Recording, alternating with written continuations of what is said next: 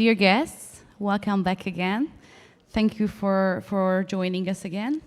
We move on to the next part of our summit with the plenary lectures.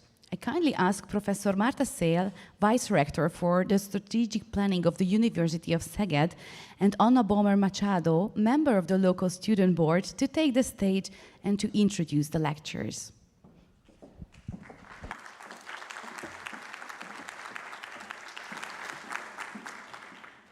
Dear guests, the first presenter of this plenary section will be Mr. Robb Butler, who's the director of the Division of Communicable Diseases, Environment and Health, WHO Europe.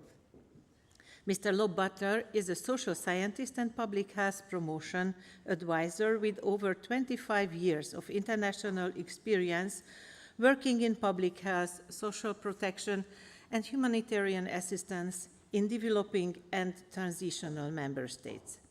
Mr. Butler began his career in rural Afghanistan in 1990 and worked for 15 years on rural development, social protection, and sexual and reproductive health programs in Asia and Africa. From 2009, Mr. Butler focuses on spearheading WHO's efforts on strengthened childhood immunization demand promotion to countries in the WHO European region. Between 2014 and 2018, he held the Vaccine Preventable Diseases and Immunization Program at WHO Europe. I kindly ask Mr. Butler to give his presentation about the hot issues in the topic of global health. Thank you very much.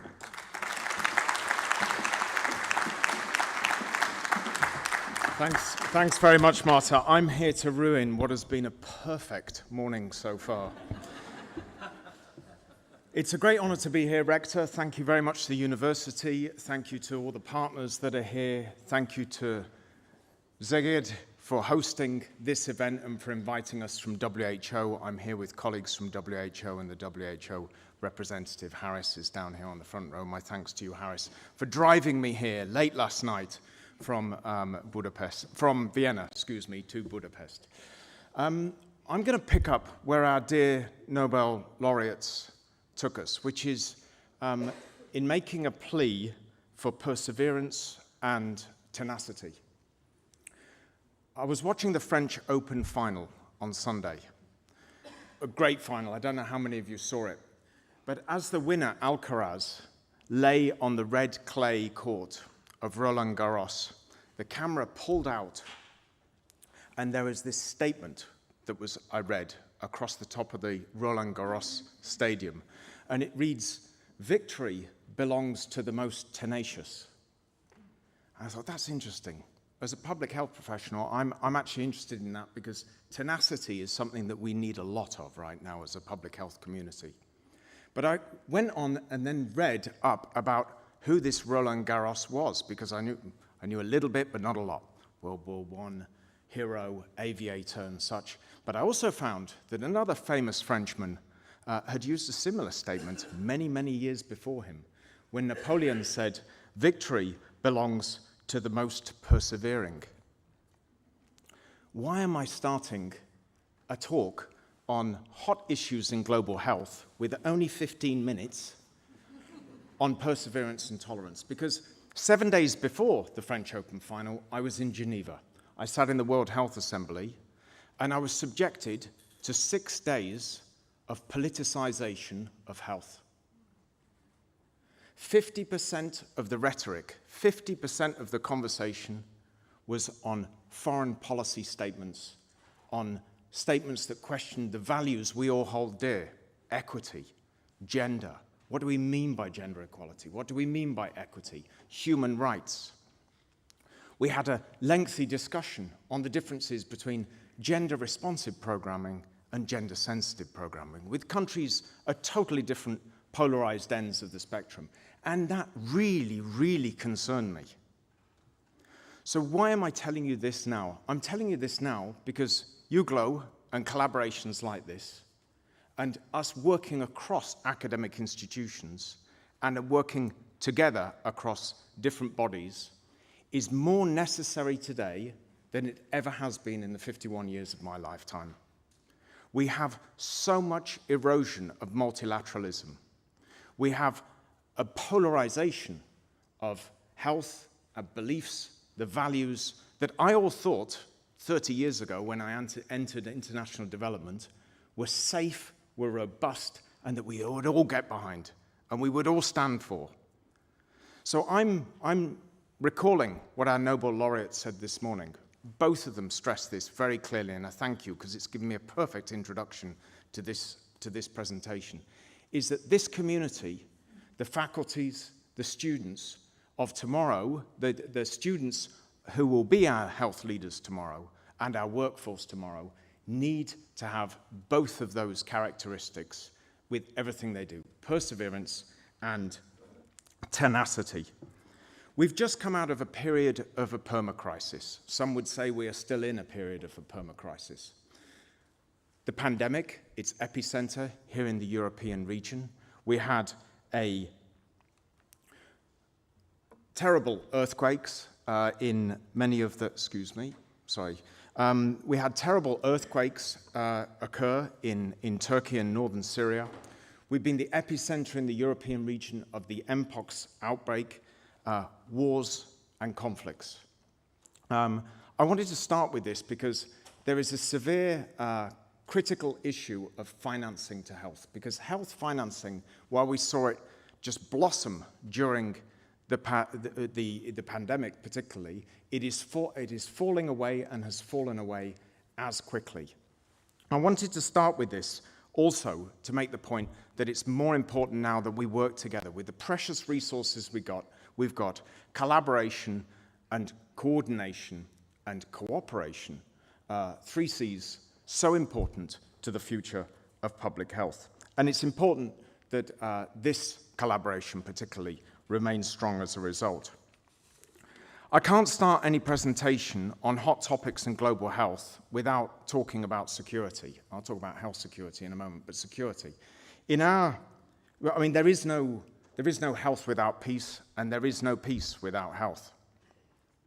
In our region, in the European region, the 53 member states of the European region, we've been torn apart. We've seen this polarization, this questioning of values, this politicization, largely off the back of a raging war in Ukraine. A raging war that has claimed 10,000 lives, and over 500 of those were children. We have over 400 staff in Ukraine and WHO at the moment. That kind of illustrates to you the importance of this country in supporting this country. But the reason I brought Ukraine up first and foremost in this presentation is because when we talk about resilience, we talk about tenacity. There is no workforce on the face of this planet that has more resilience, tenacity, and perseverance than the workforce in Ukraine today. It is remarkable, considering what that country has been through and is going through. 1,556 attacks on healthcare, reported, recorded, documented. Huge mental health issues, rehabilitation, challenges with recovery, and of course, we are there, as are many countries, many partners, standing alongside the Ukrainian workforce today in assuring that they continue. It's a little bit the same with our academic institutions. I find it quite remarkable that things are going on, not as normal, but they are going on in that country right now. And it has had huge implications in health. I couldn't start this presentation without mentioning that 6 million Ukrainian migrants, refugees, in neighboring countries and countries further afield that need integration into health systems is posing challenges to those health systems, but by and large, those health systems, thanks largely also to EU financial support, are able to integrate and support those communities. I think it's a little bit too easy to forget where we were with the pandemic. This is a slide I put up. I believe the date on the slide from the Emergency Operations Center reads somewhere around the beginning of April. So this is quite literally 6 weeks into the pandemic. 82,145 deaths and total recovered 301. We sometimes forget the gravitas of this pandemic. And of course, nobody wants to see this happen again. The entire world was unprepared. Not a single health system can boast that it was ready for this pandemic. Those with strong primary healthcare systems tended to fare off better than others, but still, nobody was prepared, and that's why the international health regulations were discussed just 2 weeks ago and updated in terms of how we become better at alerting countries to international emergencies, health emergencies, that we improve coordination, and that we provide a financing mechanism for countries that need to tackle outbreaks and emerging diseases rapidly. Unfortunately, alongside the IHR amendments, we had a pandemic treaty and a pandemic agreement that was brought to the floor. It was brought to the floor, but it did not pass. And it did not pass because of a lack of trust. A lack of trust, a lack of solidarity, and a lack of multilateralist sentiment across the 197 member states that were present at the World Health Assembly. It will be passed hopefully in a year's time, but we have some deep divisions in terms of what the Global South and Global North are going to benefit from this treaty. One of the things that came out of this World Health Assembly, however, was in the European region, we have now established a pan-European network for disease control. This was something that emerged from a pan-European commission on health and sustainability, chaired by Professor Prime Minister Mario Monti 2 years ago, and which recommended the establishment of a 53-member state pan-European network of disease control to share information, emerging information, alerts in a more rapid way amongst the European member states. And the emerging pathogens, also emerging vector-borne diseases that we've not seen in many of the countries of Europe before, and of course, tick-borne other arboviruses that we're seeing emerge in even central northern Europe last year, and we suspect more so in the years to come. And of course, that arbovirus transmission, that vector-borne transmission, is a result of global warming, is a result of climate change. Last year was the first year in WHO's history where we declared heat as a public health emergency across the region. 65,000 excess deaths due to heat. We're expecting that to be further eclipsed, far further eclipsed, in the summers ahead.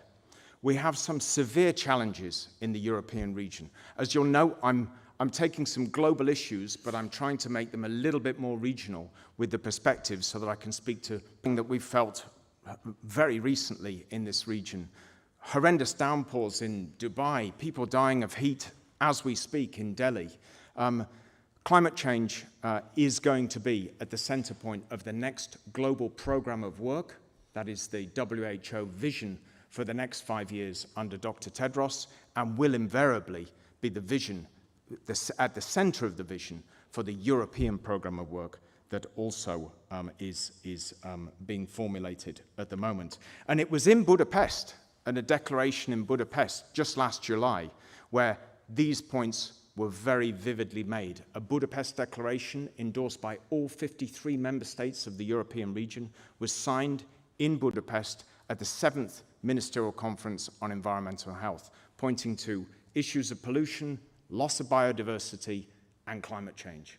Hungary has a strong track record in this area, and I'm very happy to hear that environment, climate will sit also high on the agenda of the Hungarian presidency of the EU.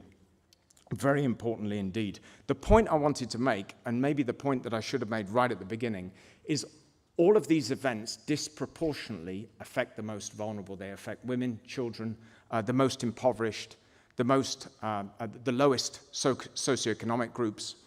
And that's very important that I note this now, because that diversity, that inequity across our region is becoming deeper. The gap is not narrowing, particularly in the middle-income countries in our region, where we see middle-income countries not accessing global support from the Gavis or the global funds or the development banks anymore, and trying to struggle with their own domestic financing for expanded programs that they now deliver on health. Another major threat to health as we move forward and how we tackle those inequities. And of course, those inequities extend to older populations. In 2024, the number of people over the age of 65 will, for the first time in history, outnumber those under the age of 16. Aging and the shifting demographic in our society, particularly in the European region, is going to be and is a phenomenal challenge for our health systems. The fastest growing age group, I was just reading a little bit about this because I was quite fascinated with some of these statistics. The fastest growing age group is the 80-plus age group, and by 2050, the population aged 65 or over will double, and the population of years old, 80 or more years old, will triple. I thought it was fascinating to look at those in active work versus those who are on pension. In 2000, that ratio was 4-1. In 2020, it was 3-1, and by 2050, it will be less than 2-1. Active people working compared to those who have retired. There is a fundamental, of course, need for a strategic shift in our health systems and our health delivery. And that's not just about extending people's pension age. That's about getting people to old age healthy. And Kathleen, you mentioned this morning, earlier this morning. It is imperative because this is where the burden lies. It's not that growing older is a burden in itself. It's growing older in poor health that puts a burden on our systems. This is absolutely imperative that we, if you like, that we add life to years instead of, or as well as, years to life. It's something that we've got to reorientate our health systems around. And the challenge we'll have is that our health systems themselves are based on a workforce that is aging. 1 in 3 doctors, are over the age of 50. 1 in 5 nurses are over the age of 50. I question whether we can sustain the challenges ahead, knowing that we are not generating enough workforce to fill this gap, this impending gap, this impending threat. And my bigger concern, having spent a lot of time in the Western Balkans, which is where half of my family live in Albania, is what that means for the desertification of the health workforce in countries that are providing workforce to high-income member states. My home member state is a good example of this: UK, Germany, Austria, so forth. That migration, how we incentivize the workforce, how we incentivize students, medical students, to stay at home and to serve their communities is going to be even more a challenge in the future than it is now. But it is possible to get our populations aging healthier. My father is 81 years old, and in October, I'm flying to Hawaii to go and see him compete in the World Ironman Championship. He's, indeed. I am immensely proud, believe me, but he started running in his 50s. He did his first marathon in his 50s. He went to triathlon, and then for some crazy reason, he thought, I'm going to start being an Ironman in my 70s. And I use him as an example. He is an extreme example. I take that for granted. But when I hear him speak to his peers, he makes it sound so easy. And basically what he says is, get your ass off your seat. Sedentary lifestyles today. He watched his father die at the age of 63 watching snooker and darts on television.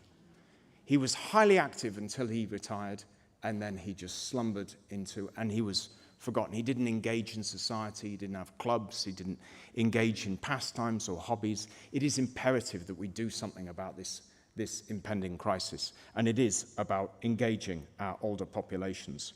I realize I'm probably over time. Can somebody, 26 seconds, wow, for 4 slides. How am I going to do that? Okay, so I'm going to be rapid now. I don't think I need to tell you people in this room that the threat that cardiovascular diseases, cancer, diabetes, chronic respiratory diseases pose. 90% of the deaths on this planet are due to these four, and 85% of the years lived with disability are due to these four. Every fifth man and every 10th woman in our region dies before their 70th birthday due to CVDs, CRDs, cancer, and diabetes. There's a huge geographical divide. You are basically, if you're in the east of our region, the risk of dying of cardiovascular diseases is 5 times higher than the EU average. So huge disparity, inequities that I referred to earlier. By 2030, our region will be the leaders. We will be champions in smoking. Isn't that a wonderful thing to be champions in? 23% of our population will be smoking. That I just find absolutely remarkable. 23% is the projection, and tobacco use is reducing, unfortunately slowest, within our female population. Of course, a lot of hope with the 4th high-level meeting at the UNGA in 2025 that we hope will shine a spotlight on the prevention and control of NCDs. The one that keeps me awake at night is AMR. Antimicrobial resistance poses, I believe, an existential threat. It claims and is associated with about 1.2 million deaths a year. We've only had 5 unique novel antibiotics developed over the last 22 years, and the projection by 2050 is that our global economy will contract by 3.8% if we continue on this course. So prudent prescribing of antibiotics has to be top of the agenda. Unfortunately, everybody talks about AMR, but nobody takes responsibility. This is very evident in our region. We have 53 countries. We have 48 national action plans. 11 of them are financed. How is that possible on antimicrobial resistance today? 11 of 48 national action plans have financing on antimicrobial resistance. This is something I could talk long and hard about, and as you can probably tell, I'm a little passionate about. But we're working hard in WHO to build accountability, and we will start benchmarking countries, because I believe that unless we measure, it will not get done. We have to set targets, we have to scorecard countries, and we have to apply what I would call, not the name, I heard an American say this the other day, ranking and spanking. I'm not sure I would use that phrase, or naming and shaming, but I would certainly say that we need to rank and we need to assert some peer pressure within our member state communities for rapid change. And then we have the old foes as well of infectious diseases. I find it remarkable, just with my last minute, I find it remarkable.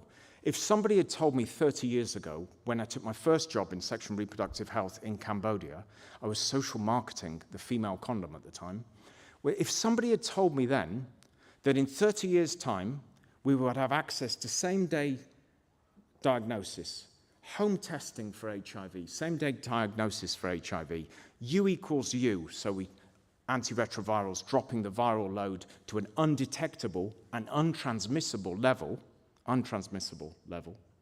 If somebody had told me we have all of that in place, but Europe still faces the fastest growing epidemic of HIV in the world, I would have laughed at them. Stigma is still holding us back. 50% of HIV cases are still diagnosed late, and they have been diagnosed late to the tune of about 50 to 53% for the last decade. Humanity is holding us back, not technology. TB, the same. Multi-drug resistant TB, we're the world leaders in the European region. In TB, we have a brighter hope. We have a vaccine on the way, inshallah. We will have a vaccine on the way in the next 2 or 3 years. We will also see, of course, these newer, shorter regimens of TB treatment, which will see 4- and 6-month oral regimens introduced, which will significantly increase those that have successfully treated TB. And, of course, I don't need to tell you that still vaccine-preventable diseases are still a challenge. Silvia's going to talk a little bit later on about infodemics, fake news. I could talk long and hard as a behavioral scientist about vaccine hesitancy. It is as dangerous as the diseases that the vaccines themselves have been designed to protect us against, as are infodemics. So in closing, I wanted to end maybe with more of on a positive note, because this has been a bit of doom and gloom, and I'm sorry about that. But you asked me to talk about our the hot topics. I would say there's an amazing hope, and particularly for those students in the room. I've been privileged to take part on the expanded program of immunization for the 32 years of my career so far. But we've just celebrated 50 years of the expanded program of immunization. We started with 7 vaccines. We now have over 20 and 15 in the pipeline. It's a remarkable success story. 154 million lives saved in 50 years. That is remarkable. And we have so many success stories from public health. I wish I'd entitled or wish I'd been invited to speak about those success stories. Maybe I'm inviting myself back, Rector, to speak about those success stories. But I wanted to say, I believe in science, I believe in health, humanity, and I certainly believe in our next generation.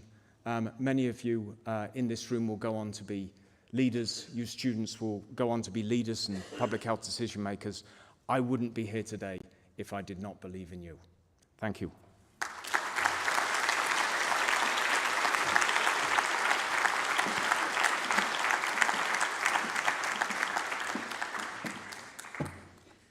Thank you, Mr. Butler.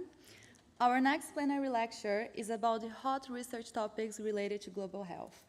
Cutting-edge pharmacology in obesity and type 2 diabetes breakthroughs from Uruguay. We would like to ask Dr. Carlos Batthyány, Executive Director of the Pasteur Institute in Montevideo, to give his presentation. Dr. Batthyány has an MD with a PhD and a postdoctoral degree in pharmacology. He has worked on the design and development of drugs for the treatment of cardio, immuno, and metabolic diseases.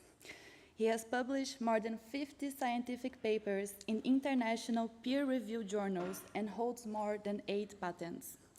Co-founder and Chief Medical Officer at the Eolo Pharma Inc., founded in 2016, a company that had just finished their first human clinical trial with a drug developed in coordination between the Institute Pasteur in Montevideo. This drug is aimed at the prevention and treatment of obesity and its metabolic complications.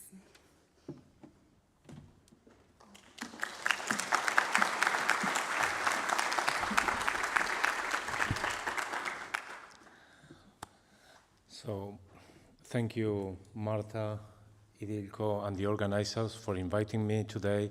I'm super excited being here. For me, it's like a dream made true, because having the opportunity to present my work in the land of my family, my father, it was a dream forever, and today I'm realizing it.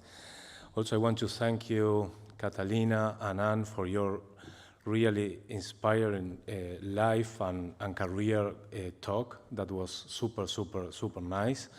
And congratulations to my former presenter. Your talk was absolutely amazing. Thank you.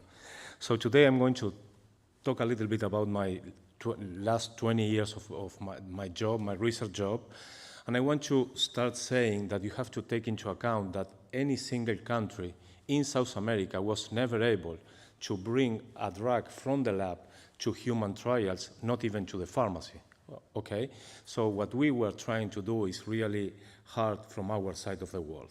Every single drug that humans are taking in the south part of the world is being developed in the north side of the world. So first of all, I have to disclose my conflict of interest because I have shares in Eolo, which is a startup that we created. But of course, our conflict of interest was reviewed and approved by the International Committee of the Institute Pasteur Montevideo. So when we started working in non-communicable chronic diseases, and because I'm a fan of cardiology, we were thinking about type 2 diabetes, atherosclerosis, hypertension, the main risk factor for cardiovascular diseases. And we all know that behind and on the basis of those diseases, there is always mentioned, like as a dogma, that there is a chronic, subclinical, low-grade sterile inflammation. So a main, and driven by probably inflammasome, which is actually activated in a chronic manner. And there were some kind of new therapies, like the antagonist to the receptor of interleukin-1 beta, and also to interleukin-1 beta, and also the use of anti-inflammatories in high concentrations in order to improve some of these diseases.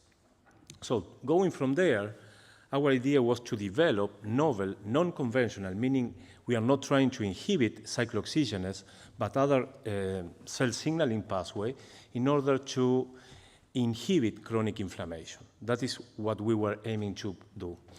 So the idea is to tackle recently discovered signaling cascade involved in the generation or maintaining of chronic low-grade inflammation. And how are we going to do that? How are we going to address that problem?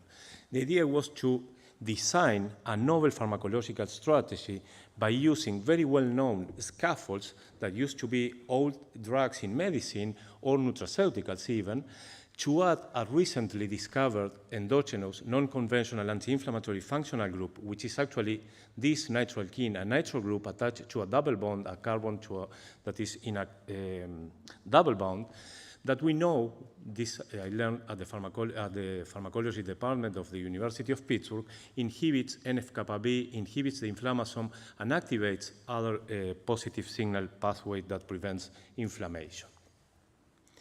With that in mind, we started trying to develop a drug to inhibit the development of atherosclerosis. For doing that, we started thinking about how these atheroma plaques are being formed. And you have to remember that the cholesterol that is going to form the atheroma plaque is getting to that part of the vessels by the LDL, the low-density lipoprotein. And the low-density lipoprotein is also the lipoprotein who transports the alpha-tocopherol. So our idea was to use alpha-tocopherol as a scaffold and to transform alpha-tocopherol, which is actually a vitamin E that has no known function, into a potent anti-inflammatory agent. So the idea was to deliver an anti-inflammatory to the local site where the problem is being happening. We did that. We synthesized the novel, the nitrile kin derivative alpha-tocopherol, and we gave it orally to the animals. And as you can see, the treated animals had fewer atheroma plaques by inhibiting the inflammation that was present at that walls.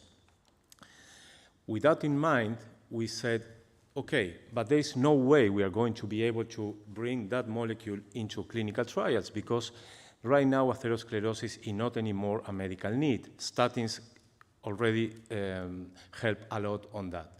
And we had another problem, obesity, which is actually a prevalent, very complex progressive disease, which in 2013 was declared as an independent disease. Actually, in 1967, it was found as an independent risk factor for cardiovascular diseases. But nobody till late 2010s, 2017, was able to develop a single drug that helps human beings to lose weight in a constant manner. And I'm saying till 2017 because at that time things started to change. So obesity is not a aesthetical problem, it's a medical problem, it's an epidemic, it's actually known as a 21st century epidemic that was stated before the COVID, but it leads to 4 million premature deaths per year.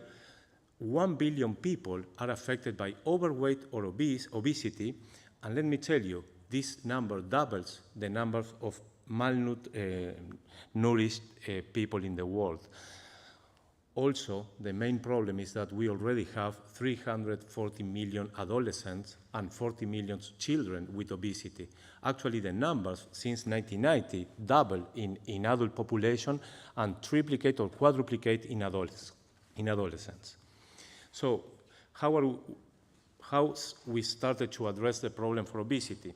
So that came to our mind that salicylate, a very old drug that was described before Christ, was used in the last years, 20 years, as an anti-diabetic drug in a huge doses, 3 grams per day. So even with that in mind, salicylate was good enough in order to treat type 2 diabetes, but the problem with the dose was that no patients were going to adhere to the treatment. So our idea was to improve the anti-inflammatory properties, non-conventional, because salicylate is not a cyclooxygenase inhibitor, but it inhibits NF-kappa B, it activates AMPK protein kinase, it's a metabolic switch regulator. So our idea was to synthesize a natural kin derivative of salicylate, trying to improve its anti-inflammatory, non-conventional activities.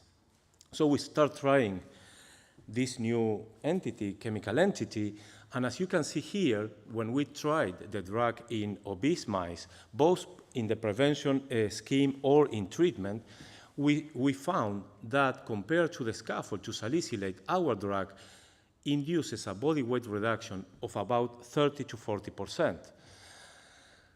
And not only we induce body weight reduction, but also we improve all the metabolic parameters associated with obesity. So the drug was working fine in vivo, and look at what happened with the liver steatosis. So the fatty liver almost disappeared after the treatment of the animals with our drug. Our drug is being called Montevideo 1 because Montevideo is the capital of our country. So then we did a mass spec experiment, unbiased mass spec experiment, that highlighted a different mechanism of action for this drug. And actually, we were starting to believe that the drug was promoting a creatine-dependent thermogenesis pathways. When we did a total RNA analysis of treated or non-treated adipose tissue from mice or human beings, we realized that creatine synthesis genes and the creatine kinase, mitochondrial creatine kinase, were uploaded, the expression of those genes, in a very significant manner. And also, the mitochondrial of those tissues were with better respiration rates than the mitochondria from not treated animals. What happens if we download the creatine metabolism by using the beta-guanidine propionic acid? As you can see, we lost our drug effect.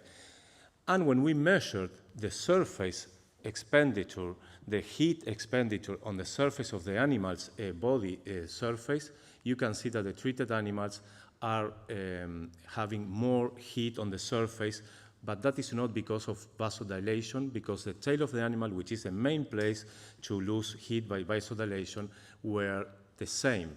So that means that the animals were increasing the production of heat on the sub-Q adipose tissue.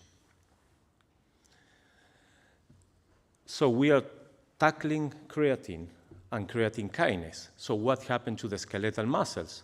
Is the skeletal muscles of the animal suffering? And as you can see here, we did a lot of experiments with treadmill analysis, and we didn't observe any side effect at the muscles level. Actually, we know that the drug targets specifically the adipose tissue. So of course, the final status, if you are going to gain weight or if you are going to lose weight, is the result of this equation.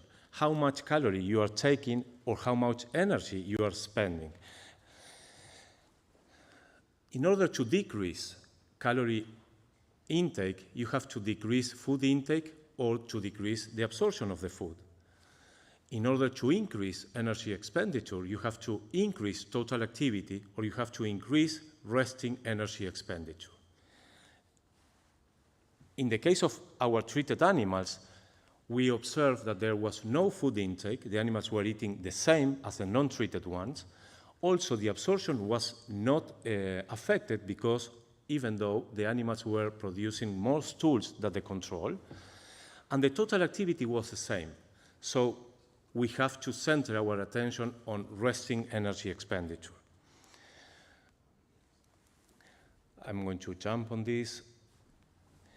So, as I mentioned before, using an infrared camera, we were able to show that the treated animal were doing thermogenesis and losing energy on the surface of the body by increasing the surface temperature, not the corporal temperature. The animals do not have fever. It's just the surface of the animals. And also, when we analyze the white adipose tissue, the inguinal adipose tissue of the mice, we found a basing process, meaning that we were creating more mitochondrial in the adipose tissues of the animals. Of course, these are patches. It is not the whole adipose tissue. We also perform cold challenge, that is a typical challenge that turns on the thermogenesis pathway by the beta-adrenergic response, and we observe that our previously treated animals respond in a better way than the non-treated animals. Okay, so we were kind of confirming the way of action of our drug. So I will keep this, and if we went to the literature and try to see which are the main mechanisms to induce thermogenesis, to produce heat, so you are going to find the most classical one, which is the uncoupling protein 1, which is actually the main mechanism that the babies has to create heat and protect themselves from cold. But actually, we did not observe any change in UCP1 activity in our treated animals. On the other side, we have other futile cycles that are not uncoupling the mitochondria. They are producing ATP, but the ATP is being used in a futile cycle to lose energy and create heat. So what we observe using unbiased mass spectrometry analysis is that there is a protein expression change from the untreated to the treated animals, and one of the major proteins that increases its expression by our treatment was the creatine kinase, mitochondrial creatine kinase 1 and 2. Also, catabolism and oxidative phosphorylation were turned on. So this is how we believed, how we proved that our drug is working in vivo in the mice, and we have some proof also in human beings. And after that, we did a knockout for the mitochondrial creatine kinase 1, and we lost the effect of the drug. With that in mind, so we postulate the mechanism of action of the drug, and we went into the preclinical study. We performed all the preclinical studies. A major part of that was performed here in Hungary, in Budapest, by a CRO named Oregon, which is a German company that has also a very important company here in Budapest, and they did a fantastic work. So we started the phase 1 clinical trial in Australia, where we did two different part of the phase 1, first in human trial. First, a single ascending dose with 3 cohorts, 200 milligrams total per day, 400 and 800. And at 800, 2 out of 4 patients, treated patients, suffer from a reversible renal disorder. So we decided that the NOAEL doses was 400 milligrams. And also we learned in the single ascending dose part of the study that the pharmacokinetic parameters of our drug, we were going to be able to use it twice a day instead of 1 per day. So we went from here to the multiple ascending dose, where the patients were going to stay up to 15 days taking the drugs twice per day. What did we find? Surprisingly, we were not expecting this. The first biomarker of efficacy that we observed was an important weight loss in the last cohort, in cohort number 3, where we observed a 2.6% of total weight loss compared to the placebos or non-treated patients. And after we stopped dosing the patients, they recovered part of their body weight in 1 week. But we not only observed a reduction in body weight, but we also observed an improvement in other biomarkers that implies that we were improving carbohydrate parameters. So, for example, the HOMA test showing the insulin resistance of the patient. You can see there is a significant difference, a statistically significant difference between day 1 and day 15. Also with the glycated albumin, which is an indicator, a fast indicator of the total glycemia control. And last, the glycerides were decreased after 15 days of treatments. So, just to summarize, NBD1 drives substantial body weight in obese patients, lowering around 2.7%, 2.6 kilograms in only 2 weeks of treatment, which is very significant. Actually, this is kind of the way of losing weight with a new incretins treatment that we are all observing right now. All the emergent adverse events were mild or moderate. We have no severe adverse events, and 81% of the adverse events were non-related to the drug, but related to tissue biopsy, adipose tissue biopsy, that we perform in order to analyze target engagement in human beings. And we did not have to stop the treatment of any patient due to severe or to adverse events. So with that in mind, I guess I already said all these different good things about our drug that we are hoping to perform the phase 2 clinical trial as soon as possible. And I would like to thank all the teams. Of course, there are, I would say, almost 50 scientists working around this and helping us. These were the institutions who were helping us with the money. And finally, köszönöm.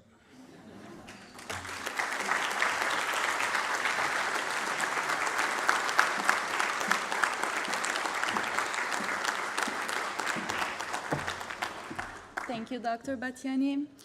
Our next lecture is about global health, migration, and fake news. Lessons from an European project delivered by Professor Silvia Melo-Pfeifer from the University of Hamburg. Professor Melo-Pfeifer studied French and Portuguese at the University of Aveiro from 1995 to 2000. In 1999 and 2000, she completed a course-integrated traineeship at Ageda. Professor Melo-Pfeifer also completed her doctorate in language didactics at the University of Aveiro in 2006. She has been a university professor for didactics of Romance languages at the University of Hamburg since 2014. Her research focuses on the multilingualism, intercomprehension, intercultural learning, multilingual interaction, as well as heritage language. We would like Professor Melo-Pfeifer to please deliver her presentation.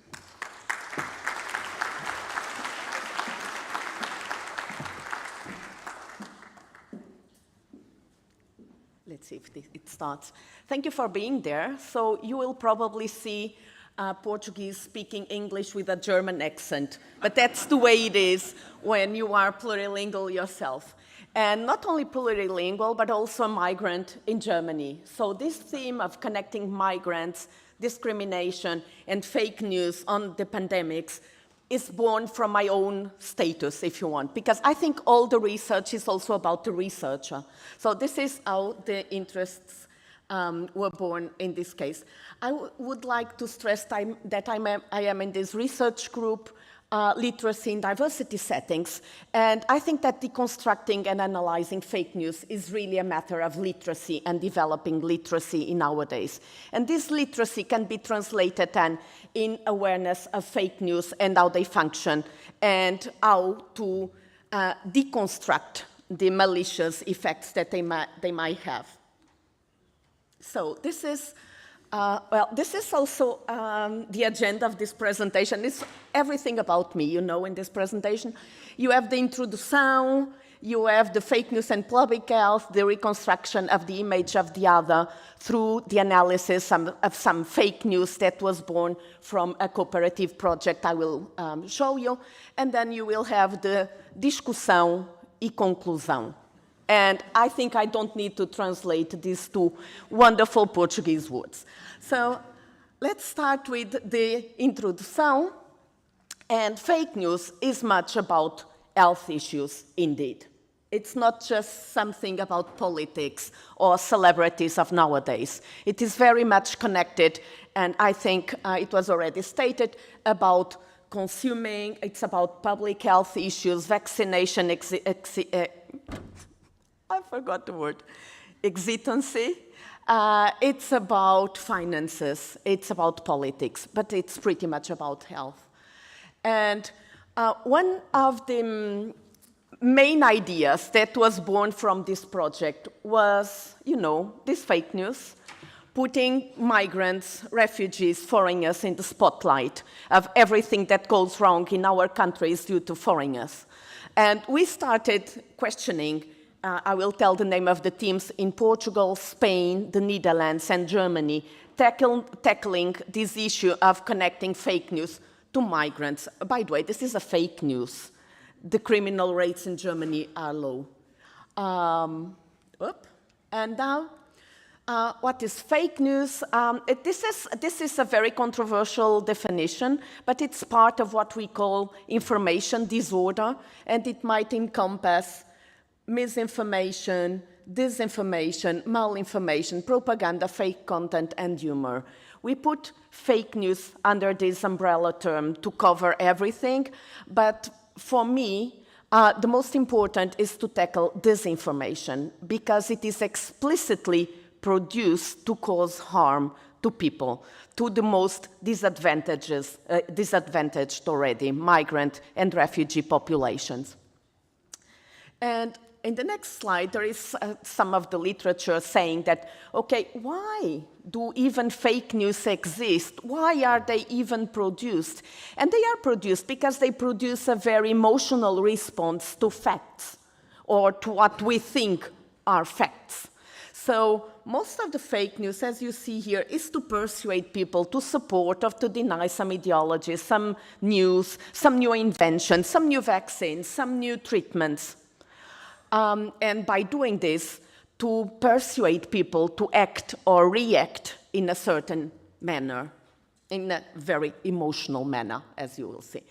The most common coronavirus conspiracies and fake news are really connected, you see the first one, to miracle cures. So, inject yourself with bleach was the most famous, but there are many more, and some others are also related, sorry for this, with migrants or minorities or some religions and so much like this. And in Hamburg, we tackled the representations our students have about fake news.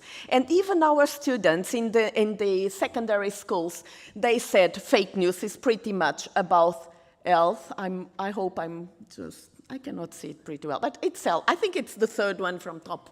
Or fourth. It's pretty much about health issues. Of course, it's also about TikTokers. But these fake news are not really that bad for minorities. So much of the fake news they consume, they identify, even if they are sometimes pretty unsure how these fake news circulate and are produced and are introduced in our echo chambers. They know that fake news are also about minorities and about health issues. And some of the students in this questionnaire also said it's about fake news that connect migrants to everything. Because in Hamburg, we have a very generous proportion of students with a migrant background, up 50% in primary schools. These are issues that really trouble them, that are really concerning them directly. And to tackle these issues, and I'm just presenting some of the very bad, like you are the carbon they want to reduce, or masking you and everything, all the conspiracy theories. We decided to create a project born from an European cooperation, as I told you, called Committed, and here the title is also the program of the project, COVID Migrants and Minorities in Education, a fake news observatory to promote critical thinking and digital literacy in times of crisis. And with this project, we wanted to say that it's not just about fake news about the COVID and the pandemic, by now it would be gone. It's about creating resiliency against fake news, whatever they are, because it's not just in this moment that it's important to develop this critical thinking. And education, well, I'm from the Department of Education, so this might be biased, but it's the key to tackle these issues and educate generations, not just of future students, but also teachers and teacher educators. So this is the, identity card of the project. The project finished in February 2023. It was an Erasmus Plus project. So when you praise Erasmus and Erasmus Plus programs, this is a very good, example, very good. I'm biased, I was the coordinator, but it's a very good example of how we can use Erasmus Plus programs to tackle these European issues. So here, Tilburg University, Universidade de Aveiro, Hamburg, so I'm probably this one, and the University of Navarra in Spain. And we had three fundamental aims. We wanted to develop, test, and access digital resources for education based on concrete examples of fake news and fake news deconstruction through discourse and multimodal analysis. To foster critical thinking, of course, of future teachers and teacher educators. And these are our products. We created an observatory of fake news relating pandemic to migrant and refugees. Everything is available online. Some modules for teacher educators.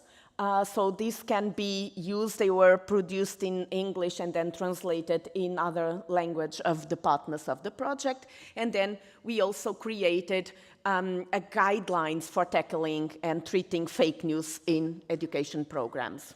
We analyzed fake news in different languages. This is just a small selection. I'm not using this correctly. You all probably already saw.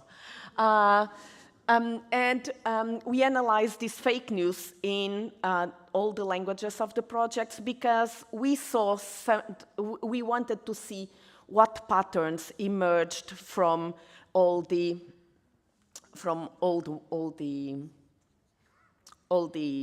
fake news analyzed.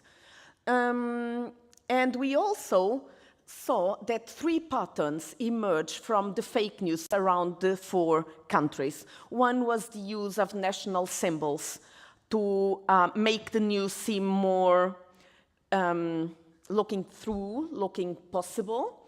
Here are some of these examples, national symbols using the majority language, naming the people as sources, as historicos or as capitán, just to give them some authority.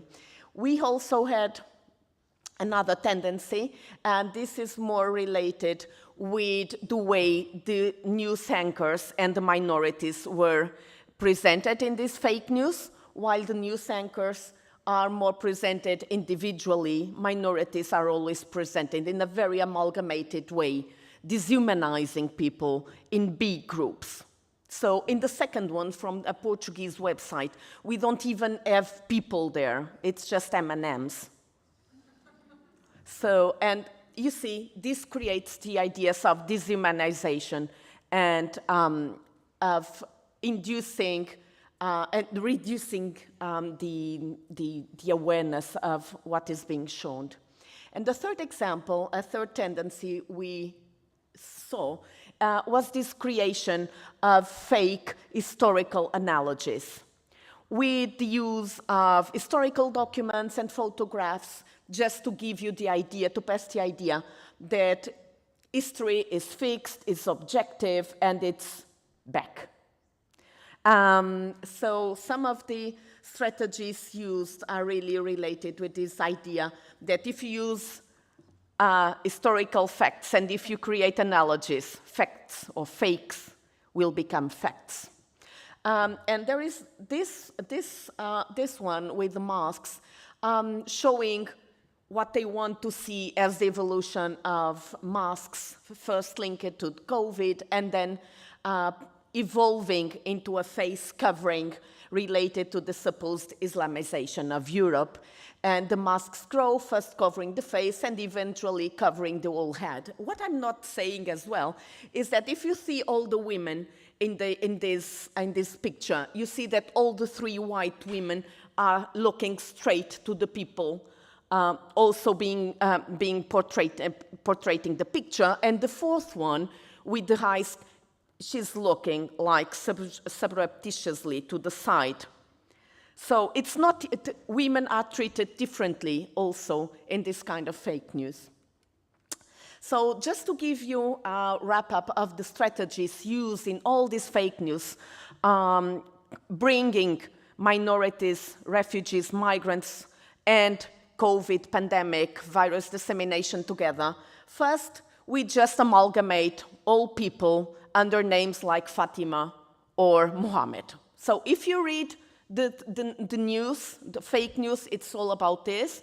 In Spain, there was a very nice tendency. All these people were staying in Hotel Manolo. It's the most common name, so you cannot really tackle the information. You cannot just call Hotel Manolo. There are too much of this. So you just generalize everything around names. You use synecdoches, for example. You use very negative adjectives to refer to the other, like illegal, infected, rejected, migrants and refugees. But to talk about your own group, you say normal people, honest people. So you see the dichotomies created right in the moment, in the spot. Otherization through adjectivation. You can see also the misleading problem attribution, the problem of refugees, instead of calling the problem of the pandemic. Instead of calling it by the name, you just scapegoat some of the minorities, and you use them to justify what is going on. Then you use Colombian variant or whatever just to attribute the origin or the dissemination to someone. This is a case from Spain. Exaggeration to elicit a more emotional response. For example, in Germany, we told in the fake news there was border wide open. Everybody could enter, so it's the fault of the politicians if the pandemic is among us. And then false connections between facts. The COVID-19 regulations are compared with refugee policies, and you can see that this is somehow dissonant because you are not talking about the same issues in this fake news. And then from a multimodal strategies, I've shown it, I hope, the nationalistic symbols such as flags and colors. I might also add language because there's a lot of issues that you just spread the information through the national majority languages. A lot of elements are related to the credibility of the source, the different categorizations of the source, of the news anchor, and then the target groups in quantitative and qualitative forms, and then the visual misleading historical facts. To stop, I just wanted to say, and I think the colleague just made it clear, fake news is not just about people who are not well educated or that are old. It's about everybody, and that's why education is so important to tackle this issue. And I will just leave you with this quotation because COVID is gone, fake news are here, and scapegoating of migrants and minorities are here. And these are the issues that we can tackle with this kind of studies. Thank you for your attention.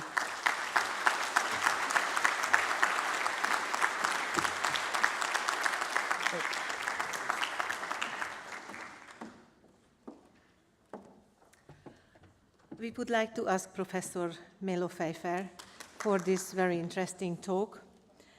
Thank you very much. Dear guests, we have arrived to the end of this session. There I would like to ask Professor László Rovó, the rector of the University of Szeged, to share his concluding remarks with us.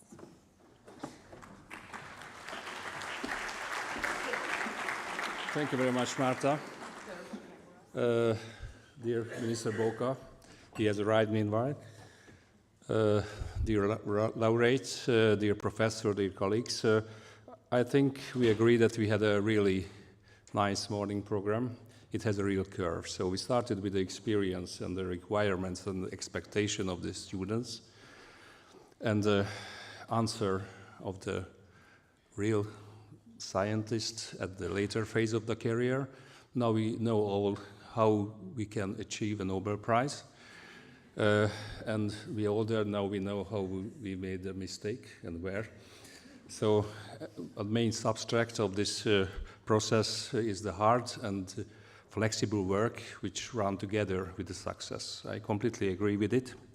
But the secret substract is the Colombo series. I liked it very much, but unfortunately I don't have a Nobel Prize at the moment, but who knows what the future will bring me. And then we had to face with the real problems of the world by the way, Joe, and the answers of this problem. And I think the clear answers which might give us a new route for the treatment, for example, in the diabetes, which might provide a save of the great resources, which might be turned to another way. And I think the informations are also one of the biggest empire and the force nowadays, and how we can make it clear, it's very, very important. So I think it was a really great day. Till this time, I'd like to thank everybody and everyone who was here and made this wonderful session. And before we close this session, I would kindly ask Minister Bóka to give us some thought about this concept. Thank you very much. Please come to the floor.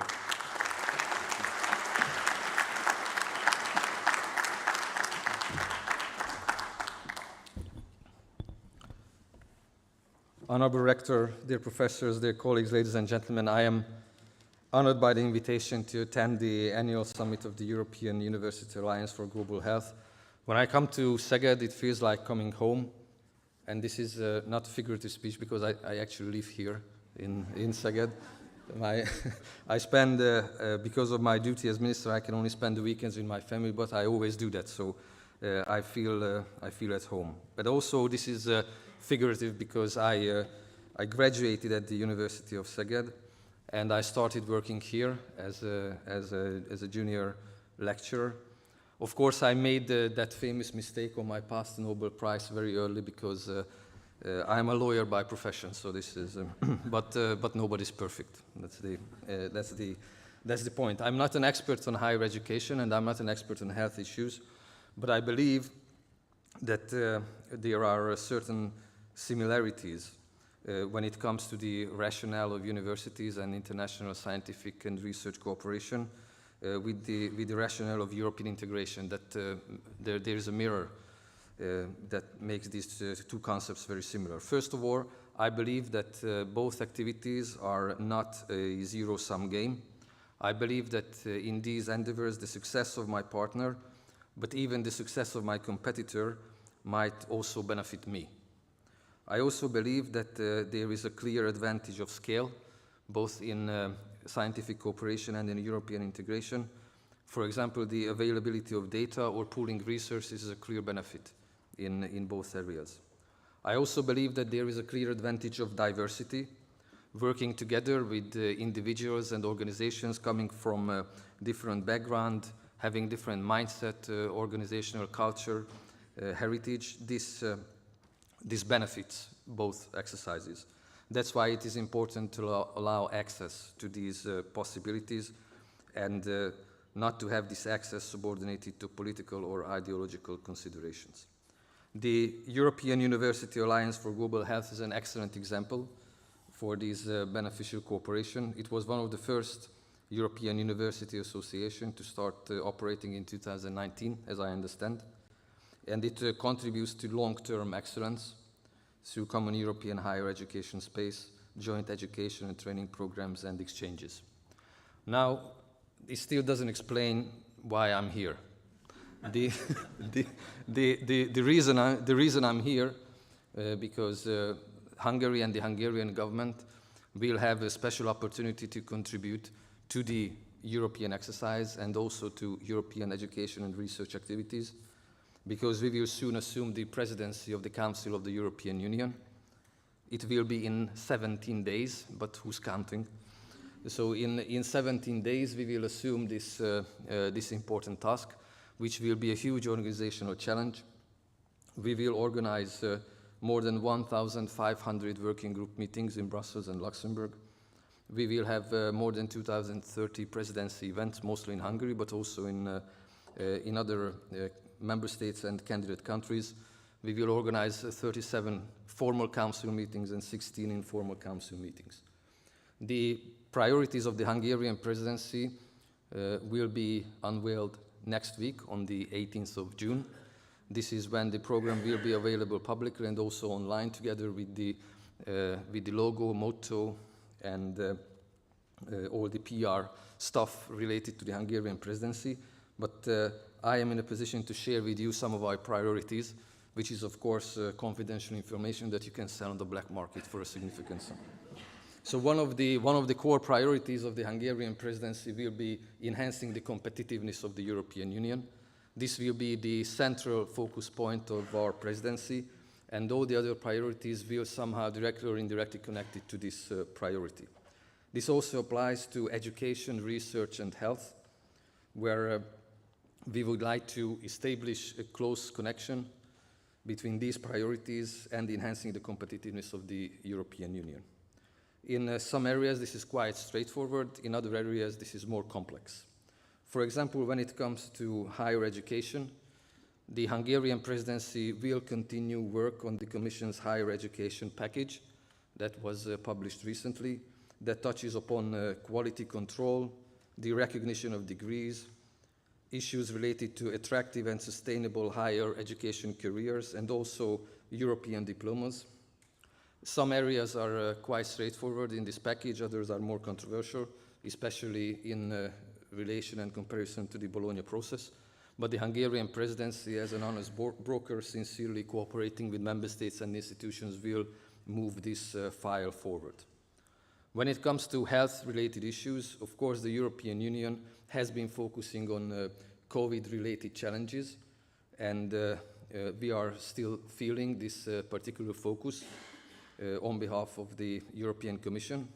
But during the Hungarian presidency and in the next institutional cycle, probably the focus will be reshifted to traditional challenges related to health and those reforms that have been slowed down due to the response to the COVID crisis.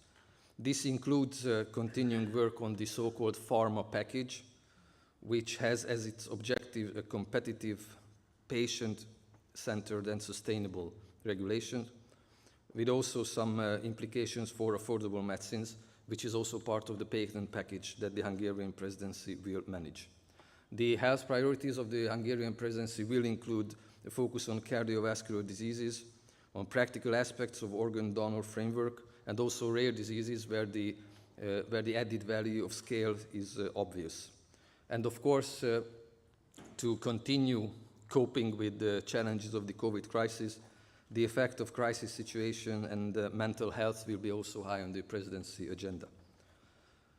As representative of the Hungarian presidency, I cannot promise you miracles during the Hungarian presidency. Actually, we are expecting miracles from you, which sometimes happen, but as presidency, we will not be able to do that. What I can promise you as presidency, that we will make progress in each of these areas, and making progress in the European Union is already some kind of a miracle. With this, I thank you for your attention. As the presentation that I've heard were fascinating, and I managed to follow them to an extent, as lawyers might be able to follow these presentations. But I hope to work with you, and especially with the University of Szeged during our presidency, to make progress in our objectives to the common benefit of the European Union. Thank you very much.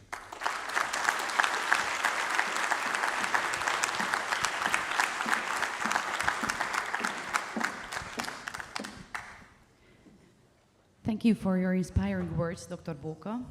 Ladies and gentlemen, thank you for joining us today for this wonderful event. Before continuing the summit with the parallel sessions in the afternoon, we would like to invite you all to the lobby for lunch. We would also like to inform you that you are welcome to visit Katalin Karikó's Journey to the Nobel Prize and Beyond permanent exhibition in the lobby. In the exhibition, you can find one of her latest recognitions, the Award for Global Health, which was given to her by the World Health Organization recently. Please feel free to walk around the exhibition. It's going to be great. And we would like to invite our distinguished guests, whose badges are indicated with a green dot, that they should exit the building where the transfer buses are waiting for them, and they will be transferred to the rector's office. Please enjoy your meal and see you at 2 o'clock in the afternoon. Thank you.